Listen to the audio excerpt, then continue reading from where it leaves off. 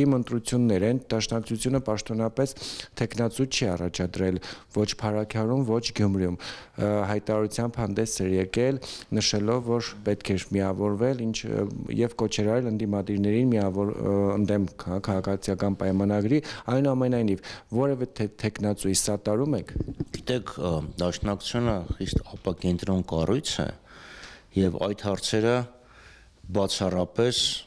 Գյումրիի քաղաքային կոմիտեի եւ Փարաքարի կառույցի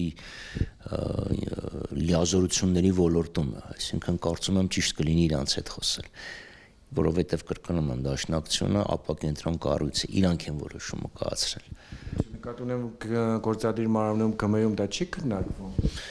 Այդ դեպքում էլ պետքա ԳՄ-ին հարցնել,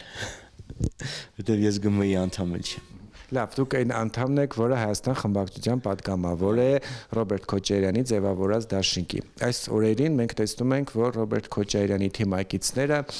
ուղիղ մեղադրում են հանրապետական կուսակցությանը Նիկոլ Փաշինյանին բերելու մեջ։ Դուք կարծում եք ՀՀԿ-ն է բերել Նիկոլ Փաշինյանին իշխանության։ Հայաստան դաշինքը 3 քաղաքական ուժերի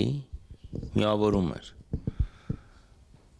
Ռոբերտ Քոչարյան, Հայ-Հեղափոխական դաշնակցություն եւ վերածնվող Հայաստան։ Հետո վերածնվող Հայաստանը դուրս եկավ, ինչու դուրս եկավ, ճիշտ արեց, սխալ արեց, ձեր որոշելիքն է, իսկ ինչու դուրս եկավ, իրենք հայտարարել են։ Դա առաջինը։ Երկրորդը նաեւ մեր գերագույն մարմինը բավական չափ հստակ հայտարարել է, որ ասկն իր վերաբերմունքն է հայտնել այդ փոխադարձ քննադատությունների վերաբերյալ։ Իսկ ձեր բուն հարցինի պատասխան ես կարծում եմ բավականին ինչ-որ մի ժամանակ պետք է բավականին լուրջ վերլուծություն լինի, թե ինչպես տեղի ունեցավ այն, ինչ որ իրականում տեղի ունեցավ։ Հիմա այս պահին չես կարող մեղադրես, կարող ես ընդհանրեն ինչ-որ վարկածներ հայտնես։ Բայց կարծում եմ ձեր կարծիքով այնտեղ, որ կարծիքը որ ձևավորված է։ Վարկածները պետք է բերեն նրան, որ լինի օբյեկտիվ ուսումնասիրություն։ Դուք ուղիղ չեք ասում, որ Նիկոլ Փաշինյանին բերել է հանրապետական կուսակցությունը։ Ես ուղիղ նման բան ասելու համար, չէ, հաջորդ նախադասությունը պետք է լինի այս փաստը, այս փաստը, այս փաստը, այս փաստը։ Բայց ես դրա համար ասում եմ, փաստերի ամբողջությունը պահանջում է, որպեսզի լինի համապարփակ վերլուծություն։ Տեսեք, չէ, որովհետև դաշնակցությունը 2018 թվականին աջակցում էր Նիկոլ Փաշինյանին, դուք Նիկոլ Փաշինյանից ստացաք պաշտոն։ Եկեք հարցերը ճիշտ ներկայացնենք։ Դաշնակցությունը 2018 թվականին ոչ թե Նիկոլ Փաշինյանին աջակցում էր, ինքը հեղափոխություն էր անում, այլ երբ հանրապետական կուսակցությունը հրաժարական, ասկան Սերժ Սարգսյանը հրաժարական տվեց, մենք դուրս եկան կոալիցիայից, հայտարարելով, որ ստեղծված պայմաններում, երբ իրանք հրաժարական են տվել, կոալիցիոն համաձայնագիրը չի կարող գործել։ Այնուհետև ստեղծվեց ժամանակավոր կառավարություն, որի միակ առաքելությունը երկիր անցնցում պահելն էր մինչև նոր խորհրդարանական ընտրությունները, որը ի դեպ խախտեց Նիկոլ Փաշինյանը հոկտեմբերի 2-ին։ Մենք ավելի շուտ Երևանի քաղաքապետի ընտրություններից անմիջապես հետո։ Չէ, որովհետև դաշինքի այն պատգամավորները, հա, որոնք դաշնակցության հետ կապ չունեն, այսինքն դաշնակցական չեն, բայց խմբակցությունում են, ասում են, որ օրինակ կարող էին առաջադրել այլ թեկնածու եւ ոչ թե Նիկոլ Փաշինյանին ընտրեին։ Դաշնակցությունը օրինակ հնարավորություն ուներ որպես խորհրդարանական խմբակցություն թեկնածու առաջադրելու։ Նման հարցադրումներ ձեզ եղել են, ձեզ մեղադրել են քոչարյանականները նաեւ Նիկոլ Փաշինյանին բերելու մեջ։ Ոչ, նախ մեր երկու խմբերը, ասենց ասեմ, լավ բաղկացուցիչ կողմերը աշխատում են իրար հետ սերտ համագործակցությամբ եւ որևէ տարամիտում միմյանց մեջ չկա։ Աշխատում ենք սերտ եւ սերտ աշխատելու ենք, ինչ կլինի 26 թվականին Դաշնակցության Գերագույն ժողովը պետք է որոշի։ Այսինքն դուք ըստ էության կարծում եք, որ դեռ վաղ է այդ գնահատականները տալ, որովհետև ինչպես ասացինք, խորը վերլուծություններ պետք է անել եւ հասկանալ։ Խորը վերլուծությունները պետք է անել եւ հասկանալ։ Հարցեր կան, իհարկե հարցեր կան, բայց հարցերին պետք է կարողանաս պատասխանես մինչև կարծիք հայտնել, այլ ոչ թե կարծիք հայտնես, հետո նոր հարցերը փորձես պատասխանել։ Հարցերին պատասխանել ստանաս։ Այնուամենայնիվ դաշնակցությունը իր մեղքի բաժինը ունի, որ Նիկոլ Փաշինյանը 18 թվականին եկավ իշխանության։ Ի նկատի ունեք այդ գործընթացի մեջ, չէ, դաշնակցությունը այդ գործընթացը չէր վերահսկում,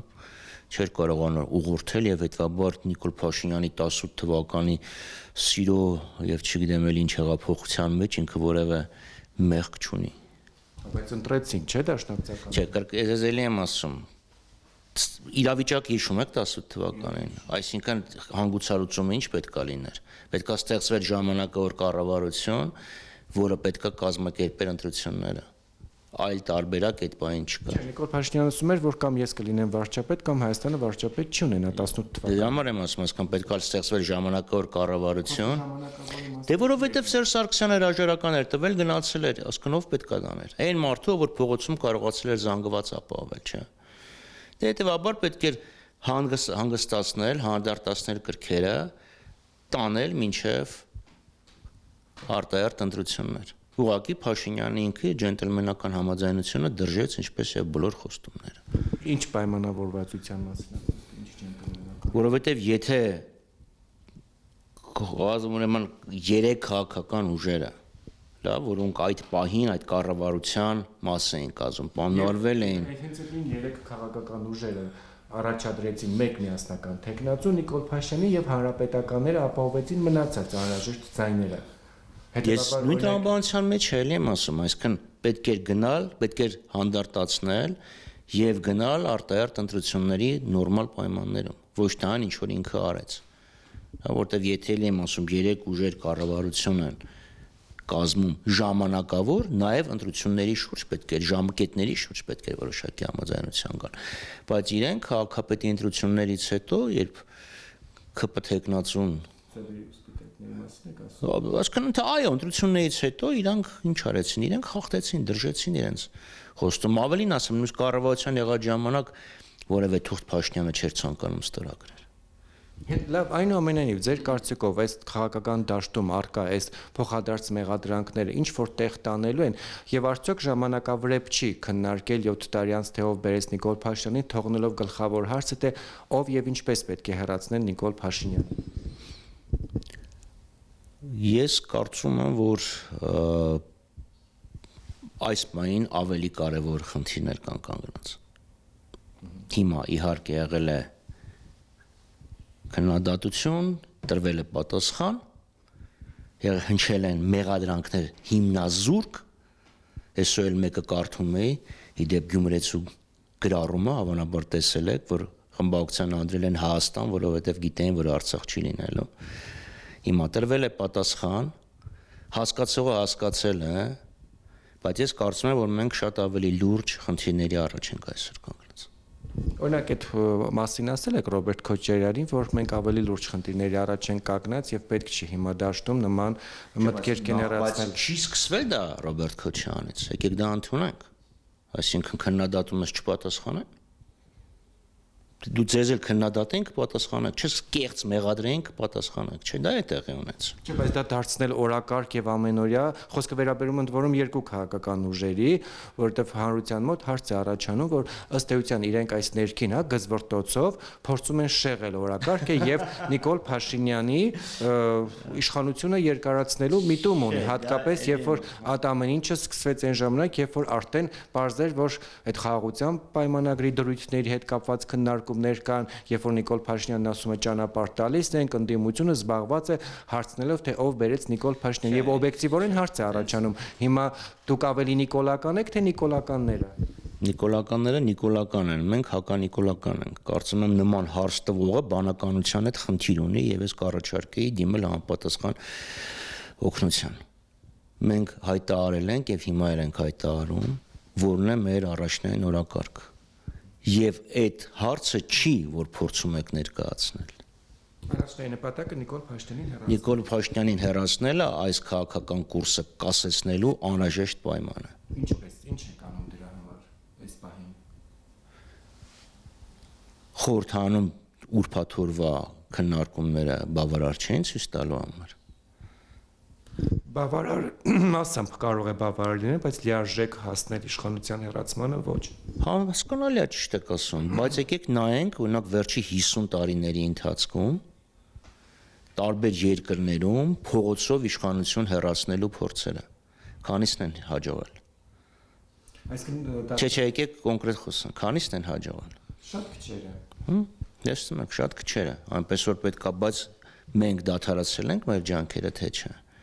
Այսօր հանդիպումներ են լինում, շարքերի հետ են հանդիպումներ լինում, տարբեր մարդկանց հետ են միշտ էլ ասել ենք, որ խորհրդանական եւ արտախորհրդանական պայքարի համատեղություն պետք է լինի։ Եվ եթե խորհրդանում ես, խորհրդանում պիտի լինես ակտիվ։ Հիմա դուք ինչ եք կարծում Նիկոլ Փաշինյանին փողոցով հնարավոր է հեռացնել, թե այնուամենայնիվ պետք է պատրաստվել 2026-ի ընտրություններին։ Չեմ բացառում։ Նախ սկսենք նրանից, որ այդ երկուսը իրար հակասող չեն։